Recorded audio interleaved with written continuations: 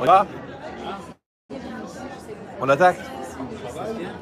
On démarre? On démarre. On démarre, allez. Fais les rentrées, s'il te plaît.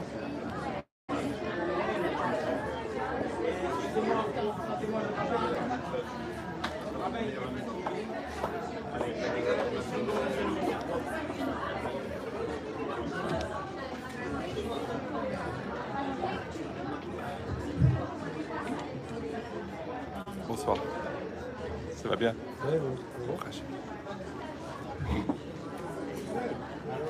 Bonsoir à toutes. Est-ce que vous m'entendez là? Oui, non? Bon.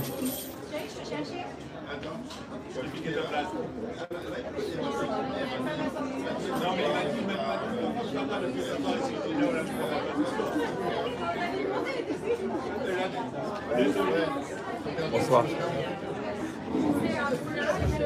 Est-ce que c'est mieux?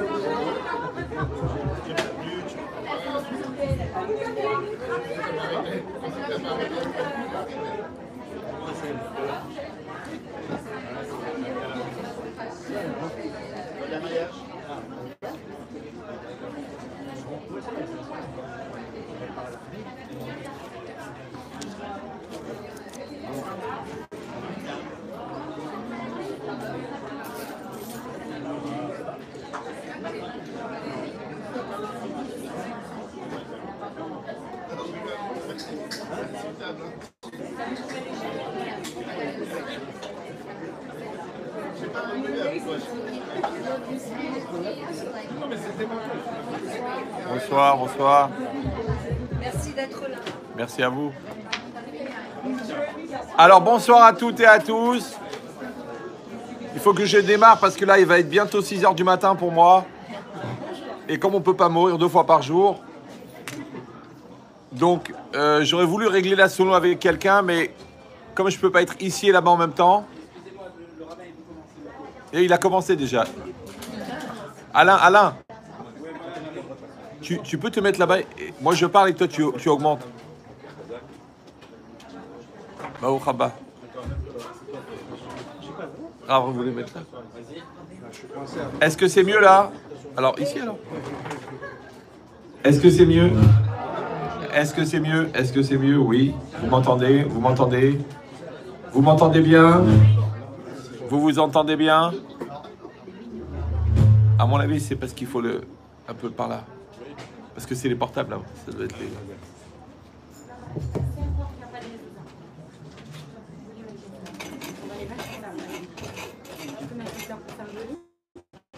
Il n'y a pas de problème.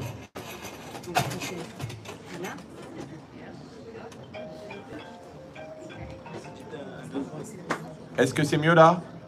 Oui. Est-ce que les gens du fond, vous m'entendez? Vous m'entendez? Un peu plus fort? Bonsoir, bonsoir. Sinon, approchez-vous. Moi, je ne peux pas postillonner jusque là-bas de toute façon. Oui, c'est mieux là? C'est mieux? Est-ce que c'est mieux? Il faudra un ingénieur du son, je pense. Est-ce que c'est mieux? Oui, non? Non? Vous entendez bien là-bas? En fait, si vous écoutez, vous entendez. Mais c'est ça le problème. C'est que les gens qui ne s'entendent pas, souvent, sont des gens qui ne s'écoutent pas. Alors, déjà, je voudrais souhaiter à cette maison beaucoup de brachot, beaucoup de nachal, beaucoup de simcha, beaucoup de joie, beaucoup de réussite. Que des smachot, les enfants, les petits-enfants, les arrière-petits-enfants. Amen. Bonne parnassa, Bezrat Hashem. Le cours est dédié pour les Nishmat de Shimon ben Solika, qu'Hashem élève sa neshama parmi les tzadikim d'Israël. Et aussi, bien sûr, pour la sauvegarde d'Israël, pour la protection de tous nos soldats, pour que tous les endeuillés trouvent la consolation et que tous les blessés la refoua chez les mains. Donc le thème qui a été choisi... Le thème qui a été choisi ce soir, c'est un... On va essayer de parler un petit peu du couple. Je sais que c'est un thème qui est inépuisable. C'est que c'est marqué Olam Chesed Libanais. Le monde est construit par la bonté des Libanais. Non, le monde est construit par la bonté. Cette phrase-là, enfin ce verset, Olam, Chesed, Ibané. Le monde est construit par la bonté. Il y a trois éléments. Un élément qui est le Olam, le monde. Un élément qui est Chesed, la bonté. Et un élément qui est Ibané, bonnet. Maintenant, c'est quoi bonnet? Bonnet, c'est construire. Non, construire, c'est mettre ensemble de manière durable deux éléments initialement séparés.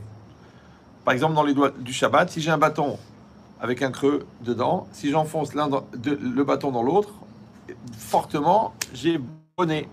Si j'ai une pierre par terre et je la mets sur un mur qui est fait entièrement de pierres taillées, sans ciment, sans rien, dès que j'ai posé la pierre, ça s'appelle bonnet. Parce que j'ai mis ensemble de manière durable deux éléments initialement séparés. L'homme et la femme, c'est pareil. Ce sont deux éléments initialement séparés. Et vous entendez bien avec... Oui, pas du tout.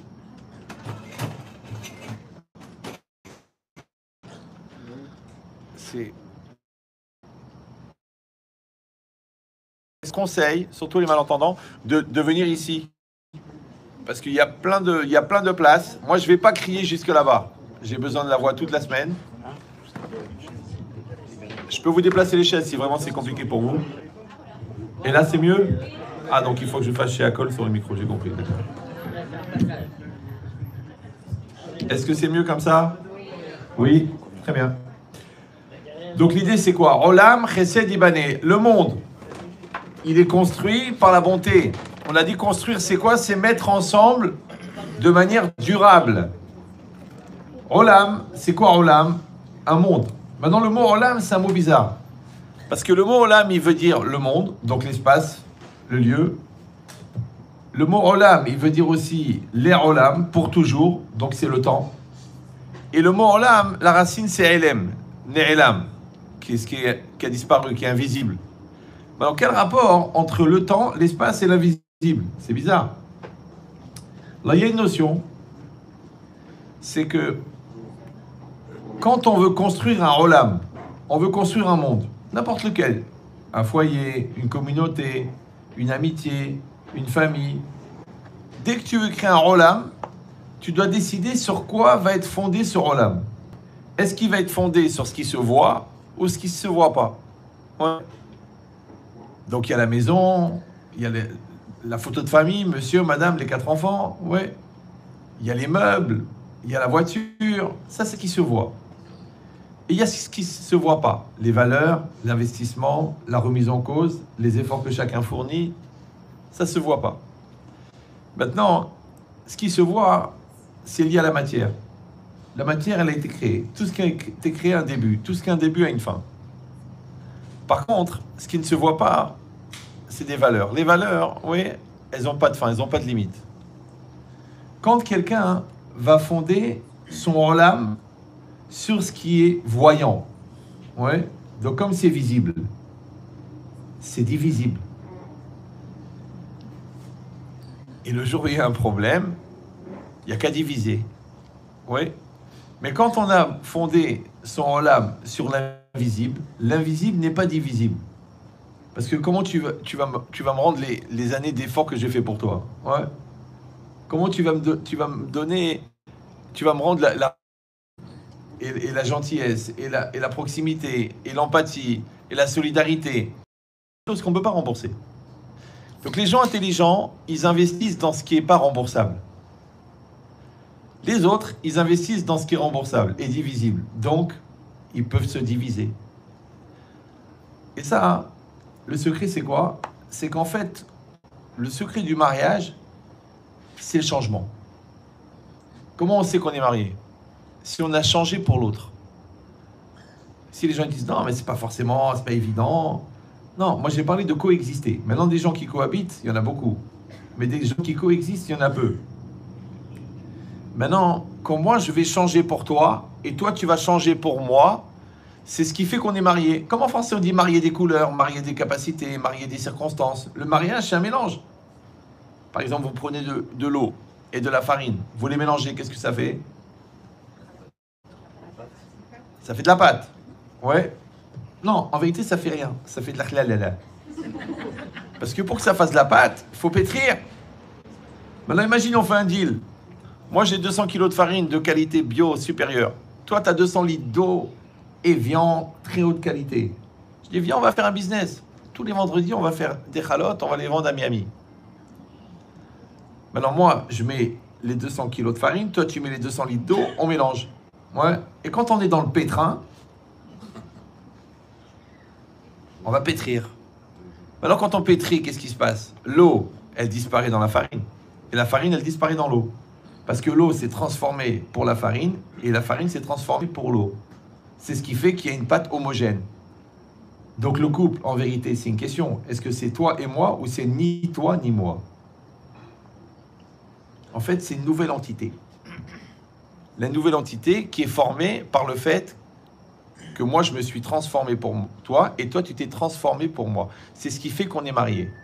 Maintenant, si on a fait ce deal-là, moi j'ai mis l'eau, toi t'as mis la farine, et moi je peux plus voir ta tronche, qu'est-ce que je te fais? Je te dis, bah tu sais quoi, reprends ta farine. Impossible, elle est transformée. Bon allez, moi je reprends mon eau, impossible, elle a disparu. Ça va? C'est clair pour vous? Oui? Alors, comment les gens ils divorcent? La farine est restée farine. Ils se marient pas. Ils sont pas mariés. Ils sont pas mariés. Ils restent ensemble, ils font des bébés, ils dorment dans le même lit, mais ils ne sont pas mariés. Parce que marié, encore une fois, comment tu sais que tu es marié? Quand tu as changé. Pareil, les enfants. Ouais. À quoi ça sert les enfants? La vérité, ça sert à rien. Ouais. Détendez-vous. Ça sert à grandir. Mais oui, parce que l'enfant, c'est une opportunité pour le parent de devenir adulte. Parce que quand tu es seul, tu peux dire, bon, je suis une star et l'autre, c'est Ahmad. Ouais. Quand on est marié, bon, l'intérêt d'être deux, c'est qu'on peut accuser l'autre. Mais quand on a les enfants, comment tu vas faire avec ton enfant? Puisque son défaut majeur, c'est qu'il te ressemble. Donc, ce que tu vois chez l'enfant, c'est toi. Tu dis, ah non, mais j'étais pas seul. Oui, je connais ce syndrome. Oui. Mais c'est minimum 50-50. Donc maintenant, moi, si je me connais moi, je me reconnais chez l'enfant, je dis, oui, il est têtu comme moi, celui-là. Ouais. Ou il est hypersensible comme moi. Ouais. Ou il est très susceptible comme moi. Mais je le vois, ça. Maintenant, ça, je le vois chez l'enfant, parce que je l'ai vu chez moi. Ça va? Et aussi, je l'ai vu en relief par rapport à mon conjoint. Parce que mon conjoint, il me renvoie quelque chose de moi. C'est pour ça que c'est marqué, que je vous remets avec Zivogim. Hachem crée des couples. Oui?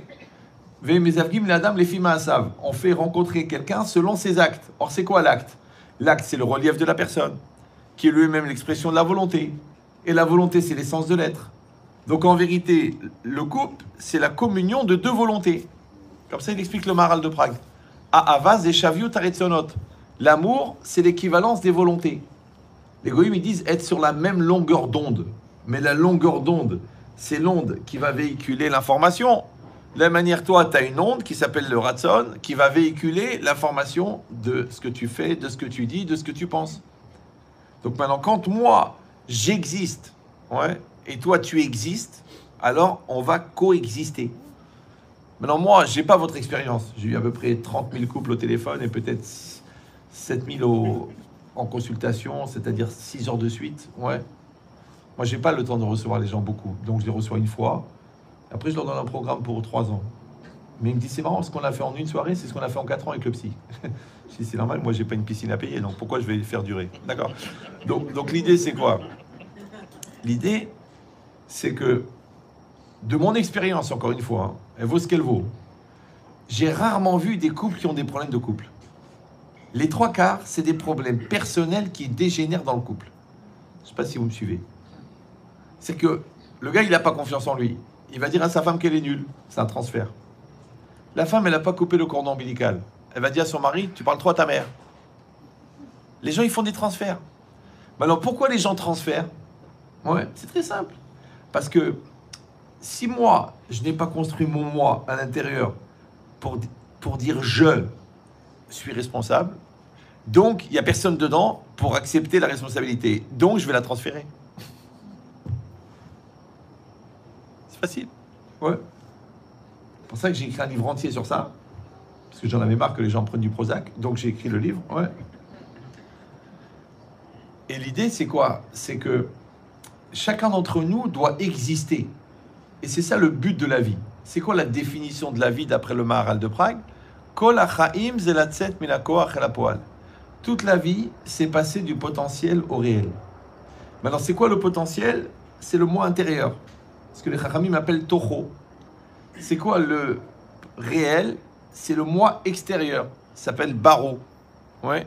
D'ailleurs, souvent, on dit que pour trouver son taureau, il faut passer un certain temps derrière les... Non, c'est pas ça. Donc, il y a le taureau et le baro. Il y a le moi intérieur, le moi extérieur. Maintenant, le moi intérieur, c'est le moi qui veut. Et le moi extérieur, c'est le moi qui fait. Et là, quand j'ai développé le jeu intérieur et le jeu extérieur, celui qui agit et celui qui fait, qui veut, ça s'appelle je fais ce que je veux. Ce qui est la chose la plus simple du monde. Et pourtant la plus compliquée. Maintenant, le jeu intérieur, les Chachamim l'appellent le lève. Le jeu extérieur, il l'appelle le ma'asé.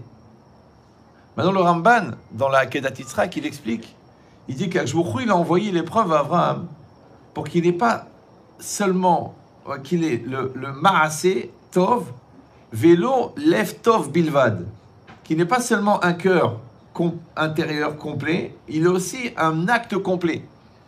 Maintenant, tov, dans la Torah, ça veut toujours dire complet. Adam tov, c'est Adam shalem. Quand un homme et une femme se marient, on dit mazal tov. Pourquoi? Parce que le mazal de l'homme est incomplet sans la femme, le mazal de la femme est incomplet sans l'homme. Donc il faut que les deux moitiés se rejoignent pour qu'ils soient complets. Ouais. Donc quand le mazal de l'homme rencontre le mazal de la femme, on dit mazal tov. Quand le mazal de l'homme n'a pas rencontré le mazal de la femme, on dit mazal majeur. D'accord. Donc, tov, ça veut dire complet. Même le Yetzerara, que la Gemara dit, afilou yotzro karora, ouais, même le mauvais penchant, que même son créateur, il l'a appelé mauvais, dans le Midrash, ça s'appelle tov. C'est marqué ve'ine tov me'od, à la fin de la création. Il dit, ce jour-là, c'est le jour où Hachem, il a créé le Yetzerara. Il dit, mais comment le Yetzerara, il peut être bon? Encore une fois, si bon, ça veut dire appréciable, sympathique, ça marche pas. Mais si bon, ça veut dire complet. Donc, qu'est-ce qui te permet d'être complet, le Yetzerara? Parce que la seule manière d'être complet, c'est d'assumer la réalité. La réalité, c'est quoi? C'est l'épreuve. L'épreuve, c'est l'épreuve que tu es en vie. Maintenant, l'épreuve, les gens, ils le regardent toujours dans la dimension anxiogène, angoissante. J'ai eu beaucoup d'épreuves. Non, comme à l'école. À l'école, tu apprends, tu écoutes le cours, tu fais les exercices, tu passes l'examen. L'examen, c'est quoi? C'est l'épreuve. L'épreuve du bac. Maintenant, l'épreuve de la vie, c'est ce qui te permet d'intégrer ce que tu as appris. C'est-à-dire de devenir ce que tu apprends. Maintenant, l'expérience, c'est le rapport avec la réalité. La dynamique dans l'expérience s'appelle l'existence. C'est quoi exister? Extérieur, ister, être. C'est être à l'extérieur. On a dit, c'est ça la définition de la vie d'après le Maharal de Prague. Oui. Or, quand tu assumes une réalité, la résonance de l'existence, c'est la maturité. Voilà. Donc, plus tu assumes, plus tu grandis. Plus tu assumes, plus tu grandis. Maintenant, eux, ils appellent ça la maturité. Nous, on appelle ça la Hirat Shamayim. Voilà. Bon. Ça, tu vas augmenter ton niveau de conscience. Après, peut-être, quand on est bien avancé et que le courant passe, on se regarde, on se comprend. C'est normal. Mais on a parlé des milliers d'heures avant. C'est ça, Shana Rishona. La première année, oui, le Khatan est pas tour de la guerre. S'il y a la guerre et qu'il est jeune marié, il va pas à la guerre. Parce que le Khatan pas tour mina milhama. Oui, pourquoi? Pourquoi il est exempté de la guerre? Parce qu'il a déjà la guerre à la maison. Il a besoin d'aller faire la guerre ailleurs. Ouais. Non, en vérité, c'est parce qu'il a besoin de construire. C'est là qu'il va mettre les fondations de son couple. Moi, je vois des fous. Ils se marient, ils font l'Alia et créent leur entreprise, les trois en même temps. Mais tu peux calculer la date du divorce. Parce que où il va faire un dépôt de bilan, où il va rater l'Alia, où il va rater son couple. Tu peux pas, c'est trois chantiers. C'est énorme le travail qu'il faut fournir pour. Ouais. Donc l'idée, c'est quoi? C'est que toi, tu veux construire ce couple. C'est bien. Maintenant, Hachem, qu'est-ce qu'il fait? Il t'envoie la personne adaptée. Si vous croyez en Dieu. Sinon, il faut habiter un étage élevé. Mais si vous croyez en Dieu, vous verrez qu'en fin de compte, le défaut majeur de la personne que vous épousez, c'est qu'elle vous ressemble. Elle est complémentaire. Donc le menteur, il épouse une femme qui ne ment jamais, il va mourir. Ou qui ment plus que lui, il devient fou. Le radin, il épouse la dépensière. Il veut la tuer. Ouais. l'âme Shonfa, elle épouse le gars qui est sympathique. Pourquoi? Parce qu'elle se nourrit de sa joie pour légitimer sa tristesse. Comment elle va se permettre de rester en dépression s'il n'a pas un gars qui assume? Ça s'appelle les compensatoires. Et dans compensatoire, il y a pensatoire. Tout le monde comprend ça. Ouais. Mais l'idée, c'est ça. C'est que le jour où tu prends cette conscience qu'en fin de compte, on est complémentaires. Maintenant, cette complémentarité, elle génère des obligations. Et toute la vie, c'est ça. Parce que puisqu'on a dit que la vie, c'est passer du potentiel au réel, et comment on passe du potentiel au réel? Eh bien, avec les exercices que Hachem m'envoie. Donc, tous les exercices que je dois faire en tant que célibataire, j'ai des exercices. On m'envoie des amis, on m'envoie des ennemis, on m'envoie l'école, on m'envoie le stress, on m'envoie le travail, on m'envoie la Torah, on m'envoie le décolleté de la voisine. Il y a plein d'épreuves qui vont m'obliger à devenir. J'ai appris qu'il ne faut pas voler. Donc, et je sais qu'il ne faut pas voler. Je vais être à la boulangerie et la boulangère, la vieille, mademoiselle Larmia, elle est partie au fond du magasin et il y a le pot de sucette. Et toi, tu dis, si j'en prends deux, elle ne le verra jamais. Maintenant, si tu prends les sucettes, eh ben, tu confirmes que tu es un voleur. Si tu ne prends pas les sucettes, bien que tu as envie des sucettes, tu confirmes et tu réalises l'honnêteté que tu as appris intellectuellement. Maintenant, elle est devenue ta nature. C'est qu'en fait, on passe notre vie à devenir la personne qu'on est censé être. Et ça aussi, c'est marqué. Vayadata, va'ashevota levavecha. Tu sauras aujourd'hui et tu ramèneras dans ton cœur. Et c'est quoi le cœur? On a dit, c'est le moi intérieur. Maintenant, encore une fois, si moi, j'ai pas fait le travail, Shalom Aleichem. Ça va, quand il y a un Talmid Racham qui rentre, il faut se lever normalement. Mais bon, moi, je fais de l'ambiance, mais là, le Rav, c'est un Rav.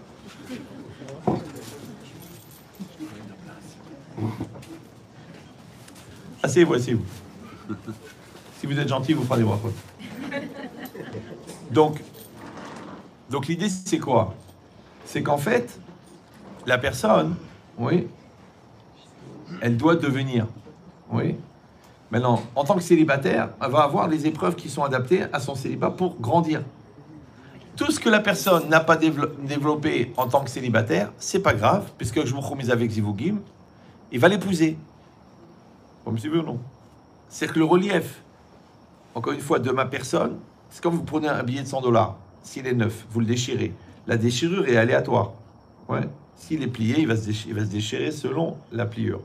Mais s'il est neuf, la déchirure est aléatoire. Mais il y a une chose qui est sûre, c'est que le relief d'un côté, il va être exactement le complémentaire du relief de l'autre côté. Eh ben, c'est exactement pareil. Si on a l'honnêteté de comprendre que, en fait, Akadosh Baruch Hu, il va nous faire épouser la personne qu'on a besoin d'épouser. C'est pour ça que les gens malins, ils travaillent beaucoup avant. Comme ça, il y a moins de travail après. Donc, tout ce qu'on n'a pas travaillé en tant que célibataire, on l'épouse. Si on est malin, on travaille avec son conjoint et on évolue ensemble. Lui, il me fait grandir, moi, je le fais grandir.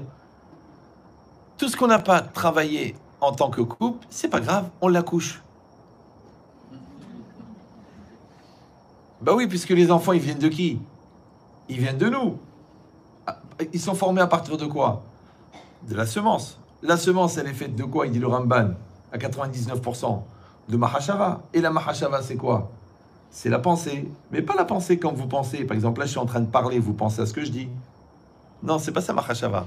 Mahashava, ça vient du verbe larchov, qui veut dire penser. Mais ça vient aussi du mot chashuv, qui veut dire important. Ça veut dire que imata choshev, masheata marshiv, ze Mahashava. Si toi, tu penses que tu considères, ça s'appelle de la pensée. Avalimata marshiv, masheata choshev, ze gahava. Oui, si toi, tu vas considérer ce que tu penses, ça, c'est de l'orgueil. Donc, c'est quoi l'idée? C'est qu'en fait, il faut fabriquer de la mahashava. C'est-à-dire ce que tu penses vraiment. Pas ce que tu crois devoir penser, parce que tu crois penser, parce que tu espères penser, parce que les gens pensent que tu penses, ce que tu penses vraiment. Pourquoi? Parce que toi, tu es censé faire ce que tu dis. Ça s'appelle tenir sa parole. Tu es censé dire ce que tu penses. Ça s'appelle l'honnêteté, ouais. Et après, tu es censé penser ce que tu penses. Les gens disent, mais évidemment que je pense ce que je pense, puisque je le pense. Ah bon?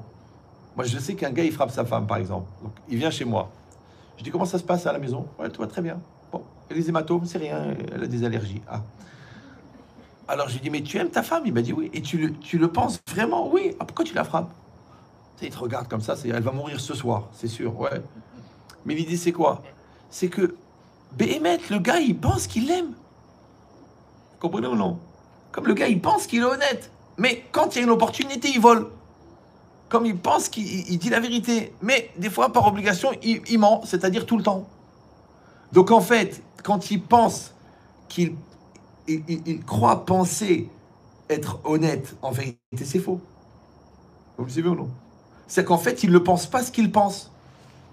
Et si vous allez dire, bah écoutez, bah, c'est pas très grave. Bon, il y a ce que je dis, il y a ce que je pense, il y a ce que je pense, il y a ce que je crois penser. Non, regardez une petite nafkamina, petite conséquence à 2 francs. Vous savez que les enfants ne comprennent rien, mais ils ressentent tout. Et l'enfant, il ne va pas faire ce que tu dis, il va faire ce que tu penses. Donc si tu dis à l'enfant, tourne ta tête, il y a une scène bizarre à la télé, là, la femme elle est mal habillée, mais que toi, tout seul dans ton coin, tu regardes des vidéos bizarres, ça ne fait pas d'impact sur l'enfant. Après tu dis, mais pourquoi il ne m'écoute pas, pourquoi il ne fait pas ce que je lui dis? Si toi tu penses que les études c'est pas important et tu lui dis, allez, travaille. Si toi tu penses que la Torah c'est pas important, mais tu lui dis, alors je paye $300 ou $1000 par mois, tu fais même pas tes Mishnayot. Mais toi tu penses pas que c'est important. D'accord? Donc quand tu lui dis, tu le penses pas. Et comme l'enfant, il n'entend pas ce que tu dis, il entend ce que tu penses. Et que toi, tu ne dis pas ce que tu penses, puisque tu ne penses pas ce que tu penses. Donc quand tu dis, il n'entend rien. C'est pareil, tu dis à ta femme, je t'aime. Et toi, tu dis, ah, qu'est-ce qu'elle me saoule, elle a grossi, elle me prend la tête. Bizarrement, elle te dit, je sens pas ton amour.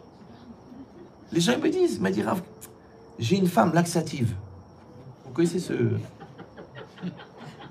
C'est des gens qui génèrent le transit. Où tu étais, qu'est-ce que tu fais? Quand tu es à la maison, mais va travailler, paresseux. Quand tu n'es pas là, j'ai besoin de toi, tu n'es pas là. Des gens comme ça, laxatifs. Ouais. D'ailleurs, dès que leur nom il apparaît sur le téléphone, tu dis, ah c'est marrant, il faut que j'aille aux toilettes tout de suite. C'est un phénomène.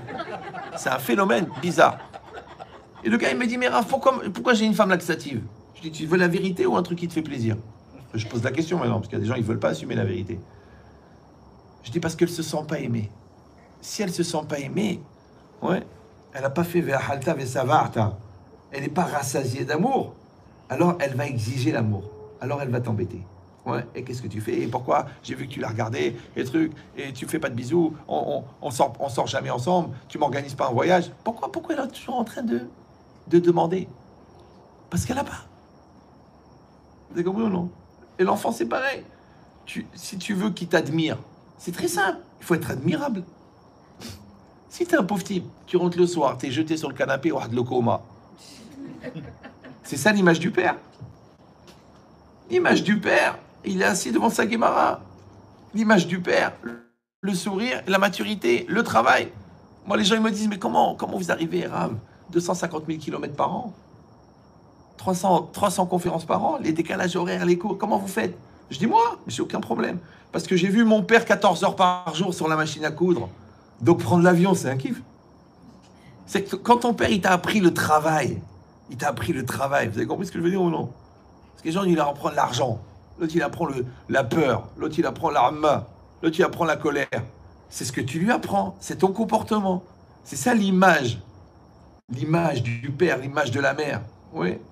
Les 3/4 des problèmes de couple, quand tu regardes les couples qui ont des problèmes, c'est des gens que les parents avaient des problèmes.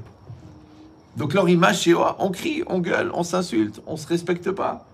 Mais encore une fois, c'est quoi? C'est que tu as fabriqué cette personne-là, toi, personnellement. Et c'est ça le moussard. Ouais. Toute ta vie, tu fais binyan hanefesh, tu construis ta personne.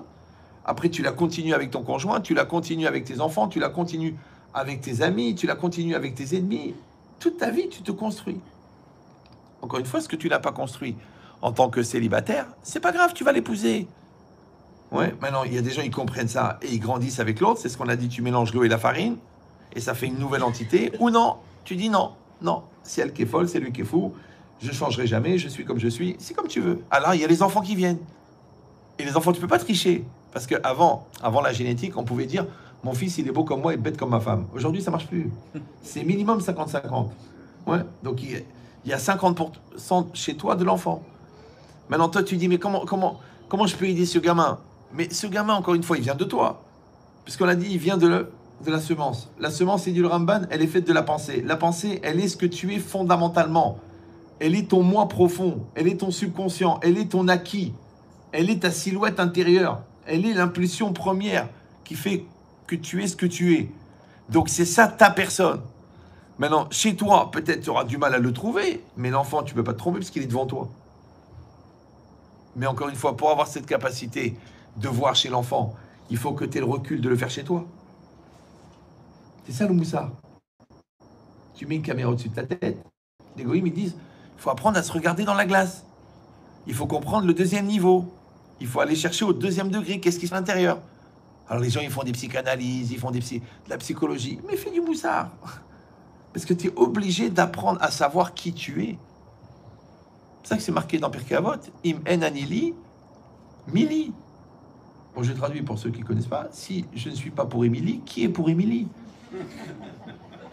Non, c'est pas ça. Im en anili, mili. Maintenant, reprenez les trois mots. En, ani, li. La juxtaposition des trois. En, ani, li. En, c'est quoi? C'est Aleph Yud Nun. En, c'est la négation, c'est le néant. Aïn, le néant. Ani, c'est moi. Aleph Nun Yud, c'est le jeu. Li, c'est quoi li? Bruce? Non. Li, c'est pour moi. Ouais. Maintenant, quelle différence entre moi et pour moi? Quelle différence entre Ani et Aïn? C'est très simple. Vous savez ce que c'est une personne? La personne, le droit de la personne, le respect de la personne, la valeur de la personne. Ouais. Et d'un autre côté, personne en français, ça veut dire personne. C'est personne. Ça va? Maintenant, si toi, tu es personne, pourquoi tu souffres du manque du respect qui est fait à ta personne, puisque tu sais que tu es personne? C'est dur, ça. C'est une thérapie, ça ne peut pas être facile, d'accord? Moi, mon travail, c'est de vous faire gagner 10 ans de maturité en 1h30. Je fais tous les photos chômage, les petits. Ouais. Vous avez compris ce que je dis ou non? Une fois, il y a une femme, elle vient me voir à la fin d'un cours. Elle m'a dit, Rabbi Chetrit, vous savez, moi, mon traumatisme, ça serait d'être seul sur une île déserte. Je dis, madame, c'est impossible. Elle me dit, pourquoi? Je dis, parce que quand vous arrivez, l'île n'est plus déserte. Elle dit, non, vous comprenez pas ce que je dis. C'est que je tombe d'un bateau, je nage, j'arrive sur une île, je fais le tour de l'île, il n'y a personne. Ça m'angoisse, parce que je suis seul sur une île déserte. Je dis, madame, c'est impossible, parce que l'île, elle est plus déserte puisque vous êtes dessus. Donc, ça, elle te regarde avec des yeux, genre, celui-là, il a mal été démoulé, il lui manque un bout du cerveau, ou c'est un ravagé, je sais pas. Ouais, d'accord. Alors moi, j'ai dit, vous savez, madame, j'ai très bien compris, mais je vous donne un secret. Quand le Rav, il vous fait répéter, c'est pas qu'il n'a pas compris, c'est que vous comprenez pas pourquoi il vous fait répéter. Hein, comme dans la vie, quand ça se répète. Tu sais, les gens ils te disent, mais Rav, j'ai toujours les mêmes épreuves. Normal, tu redoubles. Donc quand la vie elle se répète, c'est pas que Dieu il bégaye, c'est que toi tu fais du surplace. Toi tu joues le ballon, le jouer le match. Joue le match, va à la confrontation, va à l'épreuve, va à la solution, va à grandir, va à la maturité. Non. Eh bien ça revient. Donc de la même manière ici, si la personne, encore une fois, elle a la émouna, et c'est ça la émouna. La émouna, c'est pas simplement de manger cachère et de faire Shabbat. Ça, c'est évident puisque tu es juif. Tu vois bien que ton père, à 8 jours, a coupé court à la discussion. D'accord? Puisqu'il te l'a mis là, quelque part. Ouais. Donc, la émouna, c'est d'accepter que la réalité qui est en face de moi est adaptée à moi. Il n'y a pas d'erreur. Vous avez compris? C'est ta femme, c'est ton mari. Peut-être pas pour toujours, c'est possible. Il y a des couples intermédiaires et des couples finaux. Ouais. C'est tes enfants. Ah non, je les voyais pas comme ça, je les voulais pas comme ça. Ils sont là. Ouais. C'est ta ville. Tu dis non, je me sens pas bien. Alors déménage. Non, je peux pas partir. Alors kiffe. C'est ton corps. 28 ans de régime, 17 liposuctions. Tu es devenue mademoiselle Botox. Ton docteur, il t'appelle Silicon Valley. Et ouais, combien? C'est pas possible. Il faut que tu commences à apprendre à t'aimer. Peut-être fais une thérapie, ça reviendra moins cher que de faire tous ces régimes. Mais l'idée, c'est quoi? C'est que toi, tu dois faire un avec toi. Maintenant, qui c'est le un avec toi? C'est le un entre le moi intérieur et le moi extérieur. Maintenant, le moi intérieur, il s'appelle Annie. Le moi extérieur, il s'appelle Li. Ou l'inverse. Ouais.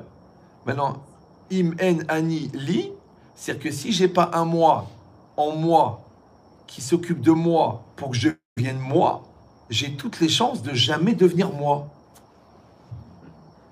Maintenant, les goyim, ils appellent le moi adulte le moi enfant. Ils appellent la conscience, ils appellent la réaction, le moi superficiel qui agit, le moi intérieur qui réfléchit. Mais il y a toujours deux dimensions. Maintenant, si moi, je n'ai pas développé ce moi intérieur, ouais, donc c'est le moi extérieur, et le moi extérieur, lui, il est toujours en réaction à la réalité. Il est dans la superficialité, il est dans la susceptibilité, il est dans la nervosité, il est dans le regard de l'autre. C'est dur. Alors que toi, tu dois être toi-même. Toi-même, c'est le même que toi. Oui, ça s'appelle Toho Kebaro. C'est ça, Toho Kebaro. Mais dans les trois quarts des gens, ils ne sont pas eux-mêmes. Ils sont eux-mêmes que l'autre. Donc ils passent leur vie à regarder l'autre. Est-ce que c'est bien ce que je fais? Est-ce que c'est bien ce que je dis? Quand l'autre fait un compliment, ah, ça leur fait du bien. Quand l'autre leur fait une critique, ça les tue. Mais pourquoi ça les tue? C'est normal, tu sais pourquoi? Parce qu'il n'y a personne dedans. Je dis le traumatisme de la personne qui arrive seule sur une île déserte, c'est que quand elle arrive sur l'île, personne n'est arrivé. Donc l'île, elle est encore déserte. Parce que la seule manière de ne pas être personne, c'est d'être quelqu'un. Et un, c'est quoi? C'est unique. Maintenant, les Chachamim, ils témoignent que chacun d'entre nous, il a une Neshama unique, il a un Nefesh unique, il a un Da'at unique, Keshem Shepartsoufem Shonot, Kardatem Shonot. De la manière que les visages sont différents, les esprits sont différents. Le corps, il est différent chez chacun. Les grands médecins, ils ont dit c'est incroyable, on a tous les mêmes membres, mais on n'a pas du tout la même relation avec la maladie. L'autre, 15 ans, il porte un cancer, l'autre, en 3 jours, il est mort de la fièvre. Alors, pourtant, on a tous des poumons, tous un système. Tout. Donc, ça veut dire quoi? C'est-à-dire qu'en vérité, notre Neshama est unique, notre Nefesh, notre psychique est unique, notre corps est unique, et notre rapport à la réalité, le vécu, à l'argent, le temps, la limite, le regard, il est unique. Donc, en fait, on est entièrement unique, mais en potentiel. Donc, si moi, je n'ai pas développer mon moi intérieur, si je n'ai pas fait le travail sur la connaissance de soi, le respect de soi, la maîtrise de soi, la confiance en soi, la cravate en soi, la peinture sur soi, oui. Donc j'ai pas développé le moi, et bien effectivement, il n'est pas développé. Et c'est ça que les gens ne comprennent pas. C'est pour ça qu'on peut trouver des gens, par exemple, de 40 ans, qui ont 40 ans physiquement, à qui on va donner des épreuves de 40 ans, ouais, genre ton fils il veut se marier avec une folle, donc il a 20 ans, toi tu as 40 ans, tu dis mais c'est... Et toi qu'est-ce que tu fais? Tu te mets en crise, tu le frappes, tu réagis comme un enfant de 14 ans. Pourquoi? Parce que tu as 14 ans. Mais comment on peut avoir 14 ans? Parce qu'il y a l'âge physique et l'âge mental. Mais alors comment on peut avoir 14 ans à 40 ans? Mais c'est très simple. C'est très simple. Il suffit de ne pas avoir grandi. Or, comment on grandit, on a dit? Grandir, c'est la maturité. Le fruit de la maturité, c'est quoi? C'est l'existence. Et l'existence, au travers de quoi? De l'expérience.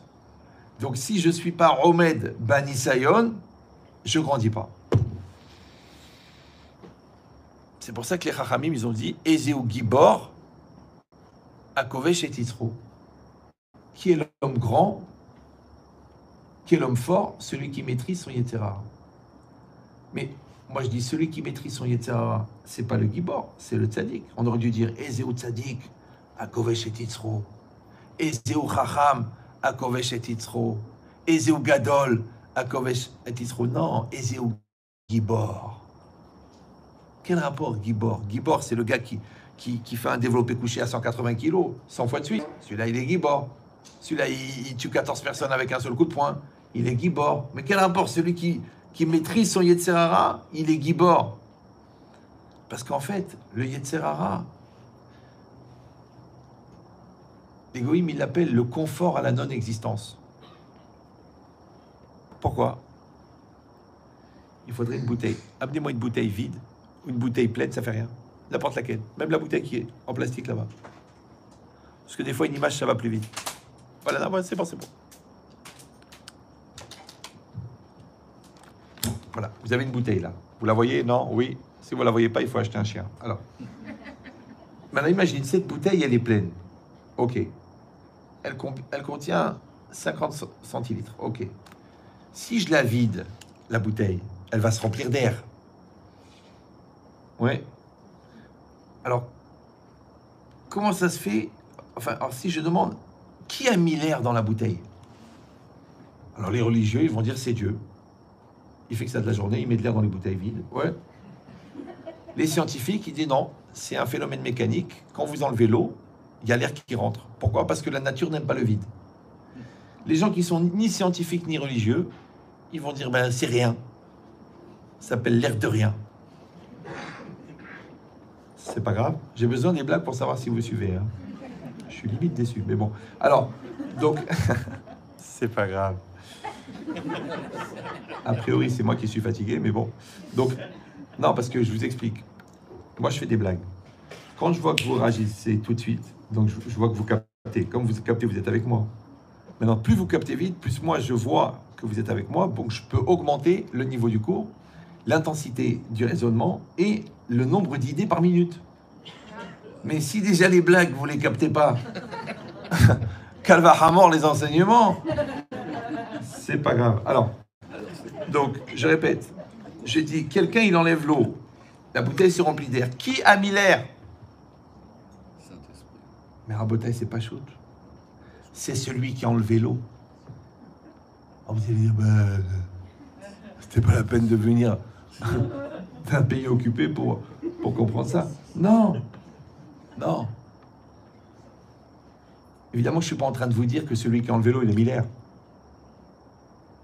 Parce que moi, depuis l'âge de 9 ans et demi, j'ai arrêté de parler au premier degré. Vous croyez qu'à 17 ans, je dictais des dissertes de philo à des deuxièmes années d'Hippocane. Vous croyez qu'à 62 ans, après 50 ans de réflexion, je vais vous dire que l'air, il est rentré parce qu'il y a un gars qui a enlevé l'eau?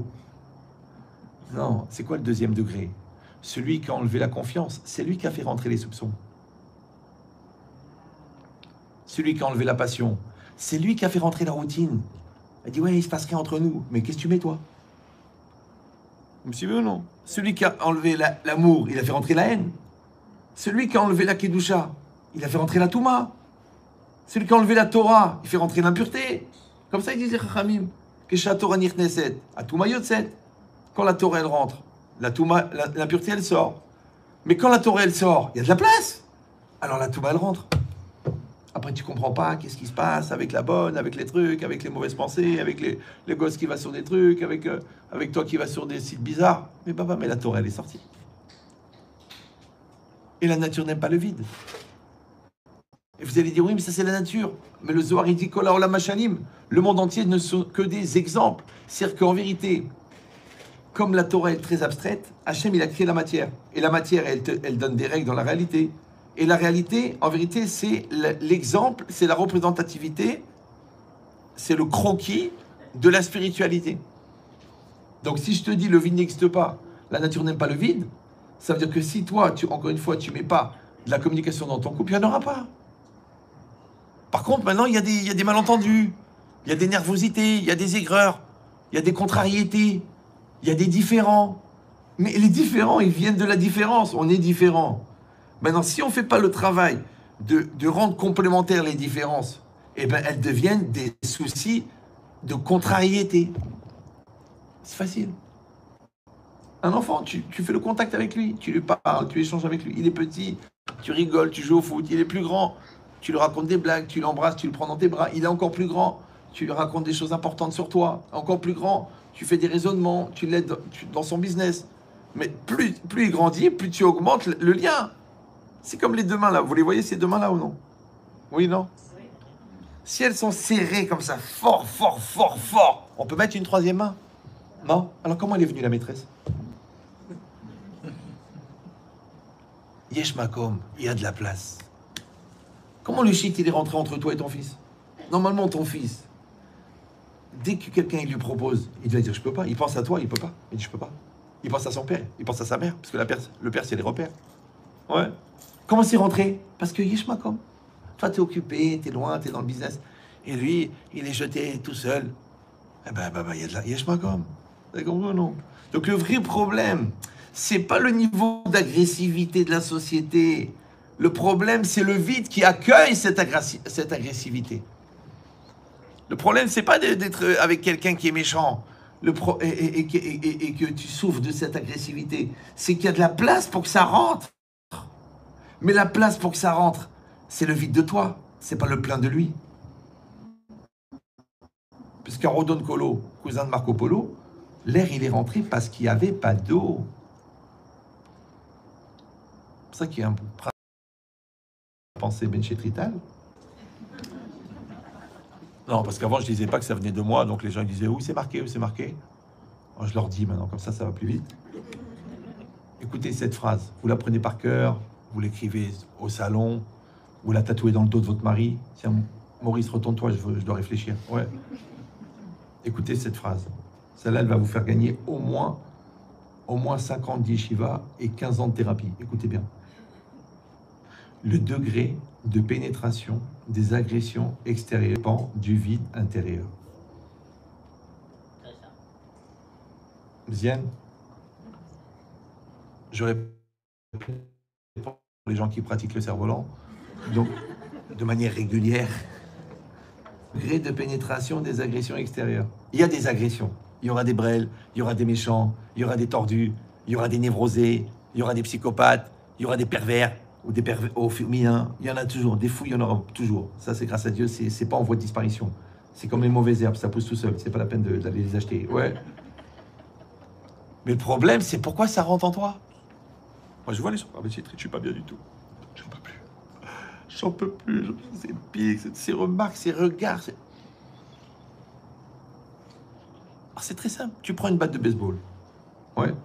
Non, je parlerai de la belle-mère plus tard, si vous voulez. Ouais. Mais tu prends une batte de baseball. Tu tapes dans un rocher. Ouais. Qu'est-ce qu'elle fait, la batte de baseball? Elle rebondit. Pourquoi? Parce que l'onde de choc, elle ne peut pas pénétrer dans le rocher puisqu'il est plein. Donc elle rebondit. Et en rebondissant avec la même force que toi t'as mis, le rebond, il peut te casser le poignet. Par contre, si tu tapes le même coup dans un vase, le vase, il est vide. Donc l'onde de choc, elle rentre à l'intérieur. Ouais. Et pour ressortir, l'onde, elle casse le vase. On s'appelle un vase brisé ou un cœur brisé. Donc le vrai problème, c'est pas la puissance du coup. C'est pas la violence de la réalité. C'est pas le choc que tu as subi. Le vrai problème, c'est le terrain psychologique que tu avais au moment où est arrivé le coup. Vous me suivez ou non? Si c'est plein dedans, ça va rebondir.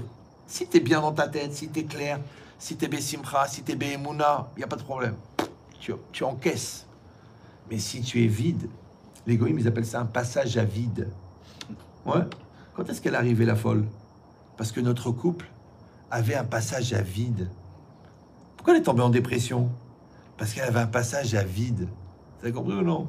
Donc en vérité, c'est le terrain préliminaire à la situation qui va définir l'impact de la situation. Donc quand on dit Adam Shalem, quand on te dit Tamid Besimha, tu dois être toujours dans la joie. Mais la joie, c'est pas de se gratter le ventre en disant je suis heureux. Non, ça c'est la méthode Coué, ça n'a rien à voir. Non, la joie, toujours Rav Dessler, il explique, Simcha c'est shlemut. La joie c'est d'être entier. Entier c'est quoi? C'est complet. Complet, c'est le contraire de incomplet. Comment on dit incomplet? Chasser. Chasser, c'est le deuxième nom du Yetzer Hara, il s'appelle Chasser. Donc quand tu es Chasser, quand tu es incomplet, ça veut dire que le Yetzer Hara il est en toi. Et quand tu es complet, le Yetzer Hara il est dehors. C'est pour ça que Shalem en hébreu, c'est la même racine que Shalom. Donc quand est-ce que tu es en paix? Quand tu es complet. Quand tu es incomplet, tu es pas en paix. Donc le vrai travail, c'est de devenir complet. Et comment on appelle complet? Tov. Parce qu'on a dit que Tov, ça veut dire complet. Donc, Leftov, c'est que ton moi intérieur, il est complet. Maasetov, c'est que tu fais un acte qui est complet. Si tu fais les choses à moitié, tu n'as pas la satisfaction. Maintenant, pourquoi tu fais à moitié? Parce que tu es incomplet. L'incomplet produit de l'incomplet, le complet produit du complet. Si quelqu'un met la main devant une lampe, dans l'ombre de la main, il y a combien de doigts? Je vais peut-être baisser le niveau. Ils sont fatigués ou quoi? Je répète, si quelqu'un met la main devant une lampe, donc l'ombre qui est produite par la lampe, ouais, et il y a combien de doigts dans l'ombre de la main? Ben, ça dépend combien il y a de doigts dans la main. Maintenant, la main, c'est la personne. Et l'ombre, c'est l'acte de la personne, puisque c'est la projection de. Ouais. Et c'est intéressant, parce que l'ombre, c'est la projection de quoi? De la lumière qui a été déformée par la main. Et la lumière, c'est or.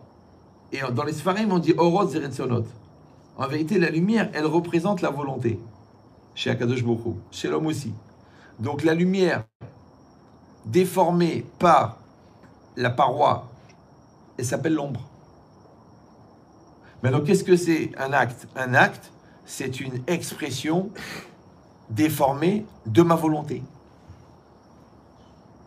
C'est bon?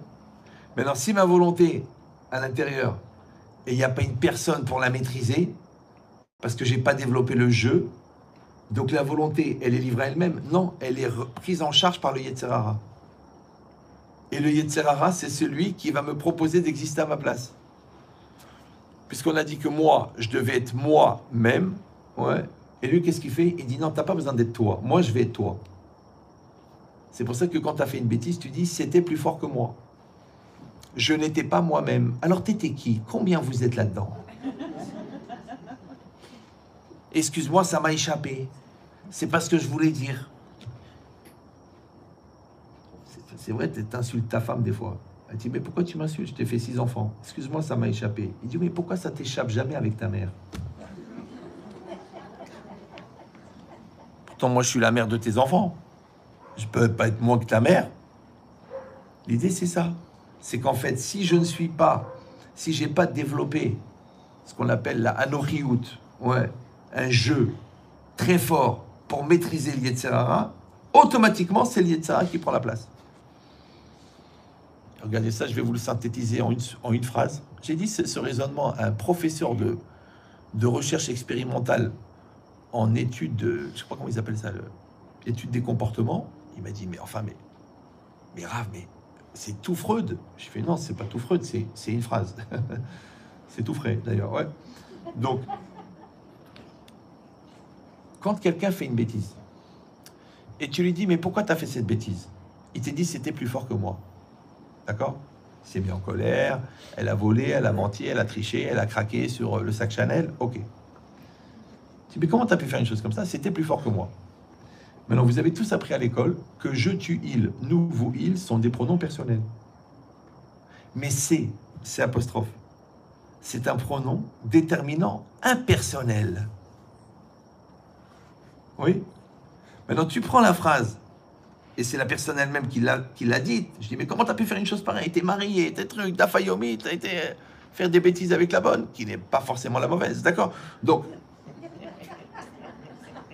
et tu dis, excuse-moi, c'était plus fort que moi. Ouais. Regarde, tu prends l'analyse de la phrase. Moi, c'est moi. Plus fort que moi, c'est-à-dire que tu reconnais qu'il y a en toi un truc qui est plus fort que toi et qui n'est pas toi. Été, c'est le verbe, et c'est le sujet. Donc, il y a un truc en toi, impersonnel, qui est plus fort que toi, qui te fait faire à toi des choses que tu sais qu'elles sont mauvaises pour toi, mais tu les fais quand même parce que c'est plus fort que toi. Alors, ok, ne fais pas tes chouvas, mais va consulter un psychiatre. Parce que là, pour l'instant, t'es minimum bipolaire. Peut-être même schizophrène.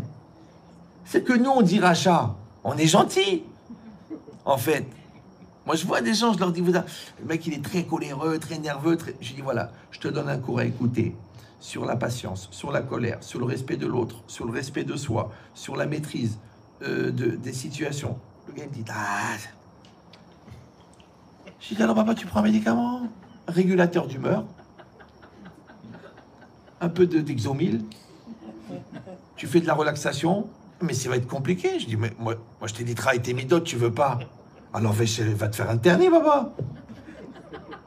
Non, les gens, ils comprennent pas. La Torah, elle te soigne. Enfin, pas la Torah. Le moussard, il te soigne. Ça, des rescades mal la Torah. Ouais. Mais il faut faire le travail. C'est ça que j'arrive pas à comprendre. La vérité, je dis, j'ai des milliers de personnes, tous les jours. Ouais. Des juifs, des non-juifs, des musulmans, des catholiques, des juifs aussi, ouais. Quand tu leur dis, il faut travailler, ah là là. Encore des efforts. J'ai plus de force. Ouais. Une fois, il y a une femme, elle a menti à son mari. Elle lui a dit que, parce qu'il était anti-rabbin, anti-religion, elle lui a dit, on va aller voir un psychologue. Maintenant, il est gentil, il nous reçoit chez lui à la maison parce qu'il est surbooké au cabinet. Donc, maintenant, elle lui a pas dit que c'était un rabbin. Maintenant, moi, je suis chez moi à la maison. Moi, la vérité, je suis rabbin. Donc, ils arrivent les deux, j'ouvre la porte, le gars, il me voit, il fait... Mais il s'est bloqué, braqué. Comme ça. Moi, je dis, vous rentrez? Non. Vous partez? Non. Et t'es bloqué. Je sais plus quoi faire. J'ai appelé ma femme, je dis, chérie, arrête de chercher le balai, je l'ai retrouvé. D'accord? Donc c'est quoi l'idée? Et le gars, qu'est-ce qu'il me dit? Il me dit, Rabbi Chetri, il m'a dit, je vous préviens, je ne ferai aucun effort. Mais là, moi, ça me sert, je ne vais pas perdre une soirée de ma vie que j'aurais pu donner à ma famille, ou éventuellement du Zikou Yarabim, pour un brel. En plus, il s'appelait Jacques. Ouais. Restez concentrés, ne me quittez pas, d'accord? Donc, qui veut pas faire d'effort? Alors j'ai dit au gars, bon, au moins un effort. Vous êtes venu, vous avez fait 2 heures de route. Ils étaient venus de province. Faites un effort. Il m'a dit, ok Rav, pour vous, je fais un effort. Il m'a dit lequel? Je dis crève. Il me dit, j'ai pas compris. Je dis meurs. Peut-être si tu meurs, ta femme, elle est contente, tes enfants, ils ont l'image d'un papa que, vous savez, à Haremot Kedoshim, après la mort, tout le monde devient tzaddik, c'est extraordinaire, ouais. Mais là, tu es vivant, tu es la preuve vivante de l'incarnation de la lourdeur dans le monde. C'est mieux que tu meurs. Alors il me dit, mais Rav, je veux pas mourir. Je dis, bah déjà, tu vois, tu es prêt à faire des efforts. Pourquoi? Parce que ça n'existe pas une vie sans effort. C'est quoi l'effort? Adam, le Hamal, Yulad. L'homme a été créé pour faire des efforts. Mais c'est quoi l'effort? Les gens, ils croient les efforts. C'est-à-dire les efforts. Encore des efforts. Toujours des efforts. On me demande de faire des efforts. Dis-moi, mais tu vois, tous les matins, tu pars avec ta Magen David. Ça s'appelle le chemin de la Magen David. Bon, ça a été repris après par un gars de chez nous. Ouais. C'est pas grave. Genre, la vie, elle est dure, la vie... Mais papa, c'est normal d'être vivant. Vous avez compris? Genre, ça les fatigue d'être vivant. Comme un gars, je lui ai dit, écoute, il faut que tu souris. Il m'a dit, est-ce que je suis obligé? Je fais, non, t'es même pas obligé d'être vivant. T'es obligé de rien. D'accord? On est obligé. Mari, c'est les dépenses de la femme. Ça, c'est bien. Oui, je sais, ça fait plaisir. C'est pour ça que je me mets toujours du côté de la porte, parce que je ne sais pas comment les hommes vont prendre la chose. Une fois, j'ai fait un cours comme ça, il y a un gars qui est venu à la fin, il m'a dit, écoutez, Rav, vous avez beaucoup tapé sur les hommes, et pas tellement sur les femmes. Je dis, vous êtes marocain? Il me dit, oui, effectivement. Moi aussi, mais je me soigne. Oui. Ça s'appelle la psychorigidité, ou le travail du cuir, la maroquinerie. Donc si on comprend ça, on comprend qu'en vérité, l'autre, c'est une opportunité pour moi. C'est pour ça qu'Hachem, il a fait la dépendance positive. Encore une fois, un homme, il veut des enfants. Ouais, mais lui, il ne peut pas en avoir. Mais la femme, elle peut. Donc l'homme, il va demander à la femme. La femme, elle veut avoir des enfants, parce que c'est l'instinct maternel. Ouais. Mais l'homme, quand il a des enfants, il a une mitzvah.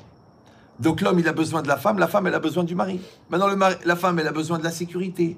Elle a besoin d'avoir un homme à la maison. Elle a besoin de la Torah, de son mari. Elle a besoin de l'autorité positive, pas l'hystérie colérique. Ouais. Donc elle veut un homme et lui, il veut une femme. Maintenant, pour que la femme, elle soit une femme, il faut la faire exister. Pour que le mari soit un homme, il faut le faire exister.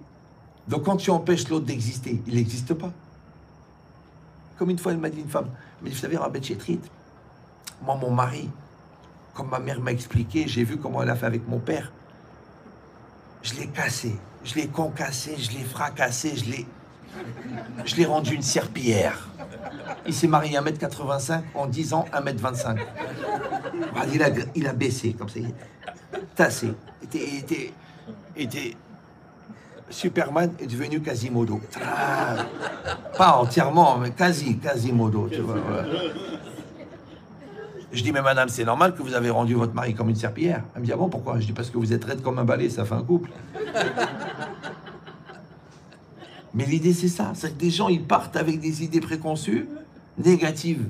Et si tu pars avec une idée préconçue positive, ouais, encore une fois, que ma femme, elle me donne des bébés, que mon mari, il m'amène une sécurité, il m'amène la Torah, il m'amène une sécurité financière. Mais en fait, on devrait passer notre journée à dire merci. Mais nous, non. Qu'est-ce qu'on fait? La gueule. Pourquoi? Je vous dis le secret. Des fois, c'est tellement dur de dire merci qu'il faut bien que tu trouves un prétexte. L'hôtel a mis 6 heures pour préparer. Tu dis, c'est trop salé. C'est trop chaud. Elle t'a fait 19 salades. Tu scannes comme ça. Où ils sont les fenouilles? Tu dis, chérie, il y a 17 salades. Il y a 2 poissons, 2 viandes, les chocolats, les pâtisseries Contini, par avion tous les vendredis. Grâce à Dieu, on a les moyens.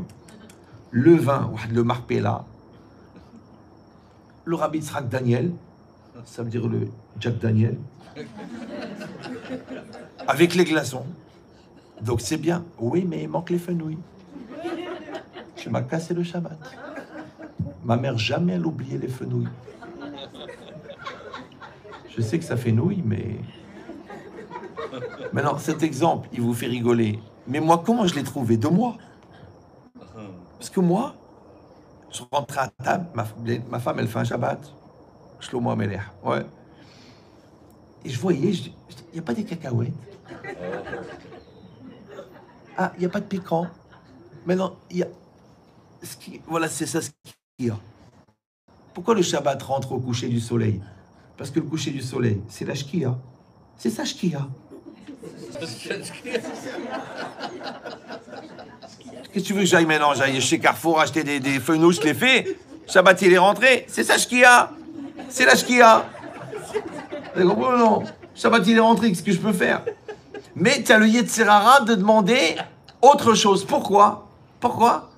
Parce que quand tu as l'occasion de dire une critique, ça t'évite de dire merci. Ça s'appelle un prétexte. Ouais. Est-ce que c'est vraiment On verra les cas personnels après si vous voulez. Mais il est fou celui-là. C'est comme il m'appelle à Paris Terminator. En général, les gens, il faut attention de ne pas intervenir. Ouais. Bon, je vous explique. Ce qui est vrai, vous le retenez. Ce qui est faux, vous le retenez pas. Mais en général, quand on est dérangé par quelque chose, soit parce qu'on rigole, soit parce qu'on est vexé, c'est qu'on est concerné. Et le concerné, il est cerné, c'est évident. D'accord? Bon. Alors, donc cette logique-là, où moi j'ai dit, pourquoi maintenant? Pourquoi je vais demander ce qu'il n'y a pas? Vous me suivez ou non? C'est comme l'enfant, il te dit, papa, on a reçu la note de maths. Pourquoi tu dis combien il a eu le petit Cohen? Mais quel rapport maintenant? Oui, ou l'autre qui te dit, tu sais, tu dis à quelqu'un, ah j'ai mal au dos, ah il dit moi j'ai mal au pied, mais je m'en fous. Tu dis, ah tiens, j'ai été à Paris, l'autre il dit, ah moi j'ai été à Tel Aviv, mais je t'ai rien demandé. Moi j'ai envie de parler de moi, pourquoi tu veux parler de toi? C'est bizarre, c'est l'effet miroir. Ouais, eh ben c'est pareil dans le couple, c'est l'effet miroir. Maintenant, moi je souris, l'autre elle sourit. Moi, je dis merci. L'autre, elle dit merci. Pourquoi? Parce que, en fait, on a dit, le mariage, c'est de mélanger les bonnes volontés. Mais malheureusement, avant la bonne volonté, il y a la mauvaise volonté. Ça s'appelle le Yetzer Hara. Ok. Le Yetzer Hara, on l'appelle aussi l'amour-propre. L'amour-propre, il est divisé en deux parties, grossièrement. L'orgueil et l'égoïsme. Ça va? L'orgueil et l'égoïsme. Maintenant, la Torah, pour réparer l'écran, pour enlever l'écran de l'égoïsme dans le couple, ouais, parce que vous avez bien compris, il y a moi, ma femme, il y a mon amour-propre, son amour-propre. Maintenant, ce qu'on veut atteindre, c'est l'amour commun, l'eau et la farine. Maintenant, pour créer un amour commun, il faut éliminer deux amours-propres. Ça veut dire, est-ce que tu es prêt à mourir pour que ton couple, il existe? Est-ce que tu es prêt à offrir ton orgueil sur l'autel de ton couple? Parce que nous, encore une fois, on prend cette culture chrétienne, en fait, du sacrifice. Faire des sacrifices, encore comme les efforts, ouais. Mais en vérité, non. Le mot korban, il vient du mot karov. Karov, c'est quoi? C'est proche.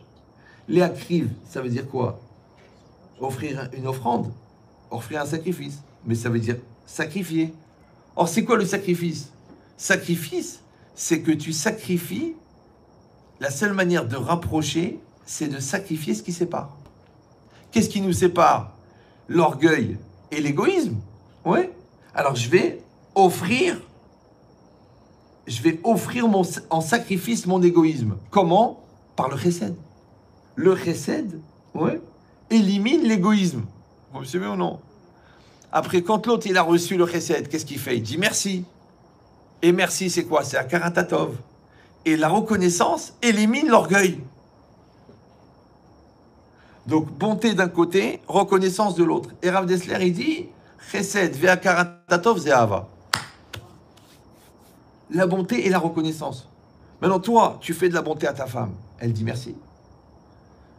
Elle fait de la bonté, toi tu dis merci.